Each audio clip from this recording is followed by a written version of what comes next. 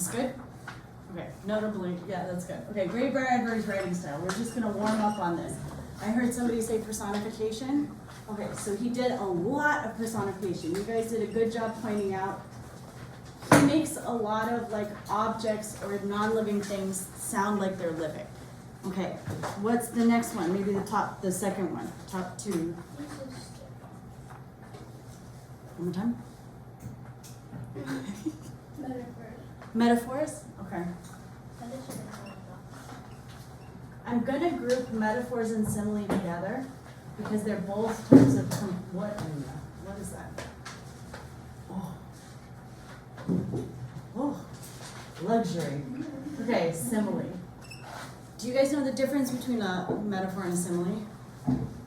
Okay, just one uses like and one uses as. I'm gonna give you the high school version, which is this is indirect, and this is direct. You know the difference between a simile and a metaphor is that a simile tells you in the sentence, your eyes are as big as saucers. That's comparing your eyes to saucers, yes? But a metaphor doesn't tell you directly. And this is why when we do the analysis later this week, you have to say what the metaphor is comparing, right? Okay, so for a metaphor, I'm gonna write an example of that. Is this pen a good pen? We're gonna find out. Okay, for example, Mom was boiling mad. Mom was boiling. Okay, there's two things here. Okay, what could this mean?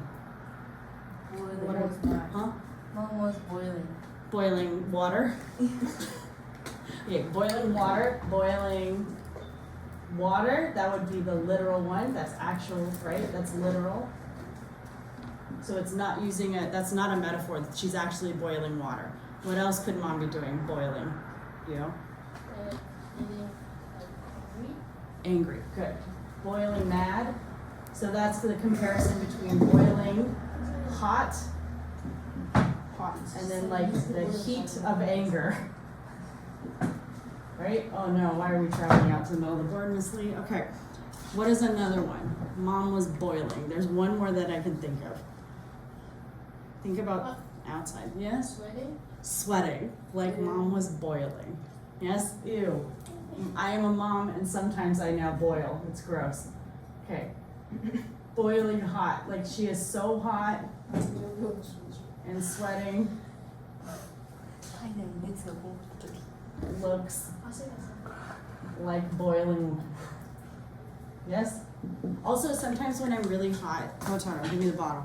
Sometimes when I'm really hot, I turn really red, like a lobster.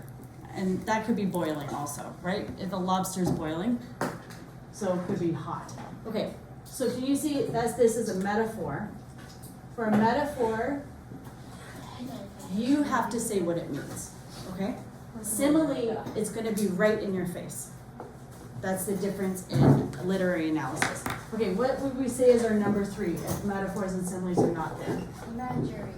Imagery, good. I actually think if we pulled it apart, these are also tied back to imagery, right? So Ray Bradbury is like a master of imagery. I actually met him once before he died. He lived in Los Angeles. There was a little mystery bookshop, and he would sign and do little cartoons for people. He really liked writing scary stories for children. And he's probably one of the more famous American authors that's like just from America.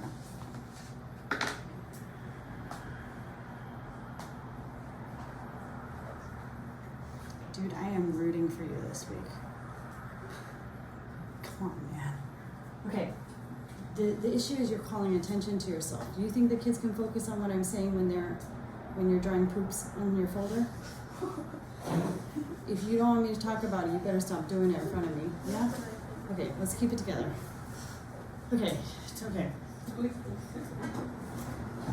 Imagery. So, we're talking about like things that you can hear. There's a word for this.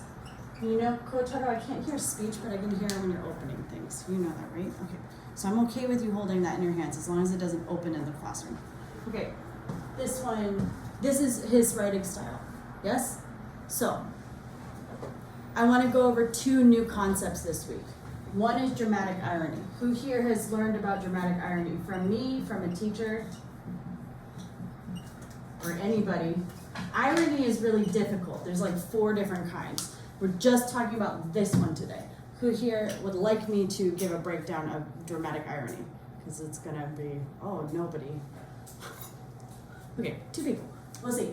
Dramatic irony is the difference. The idea is that you create suspense or tension by keeping something secret from a character. Okay? Letting the audience in on a secret. It could be a secret like the baby's been dead the whole time, or it could be just like information. Information a character in the story doesn't know. We're going to practice this today. I'm highlighting this one because we have a writing topic about this. So example, oh God, here we go, we're drawing. Is that it? That's a person. I haven't, what does a person look like?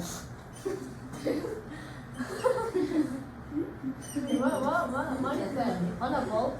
Hey, just give me a second. These are people. Caesar? People, dinosaurs. Okay, they're people. If the, okay.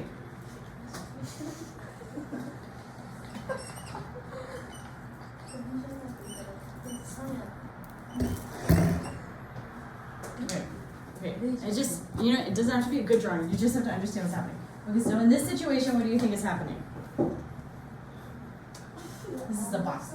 Maybe if I do I this. don't think you can reference it. Oh, it explodes and fires. Okay, so that's like a dynamite. Okay. They are trying to fix it. Yes, they're holding the dynamite. Okay.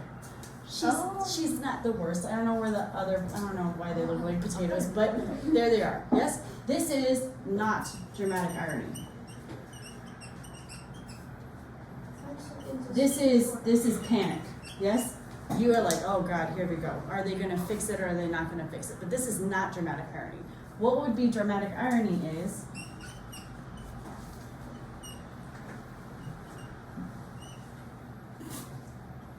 I don't know. How do you draw sitting? That's a person.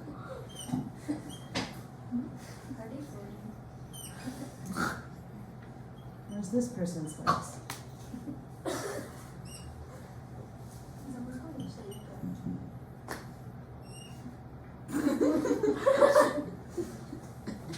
Where'd the chair go? Okay. Okay.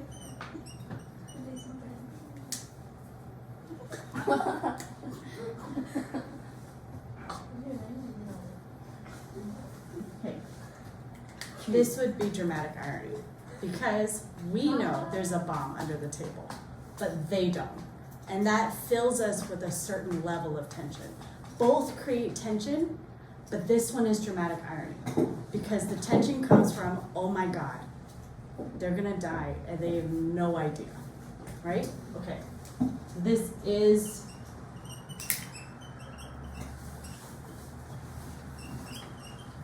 okay, and we do have some things in this story, multiple things that count as dramatic irony. I want us to focus on this week, okay? So then, our question for today is, where are the bombs? Okay? Our main question, yeah, there is a bomb. But in this story, I mean metaphorical. Where are the matching dramatic irony cases in this story, okay? So, if you need to take notes on that, go ahead and take notes. If you want to take a picture of that, go ahead and take a picture. Kotaro, you can stop the video, please.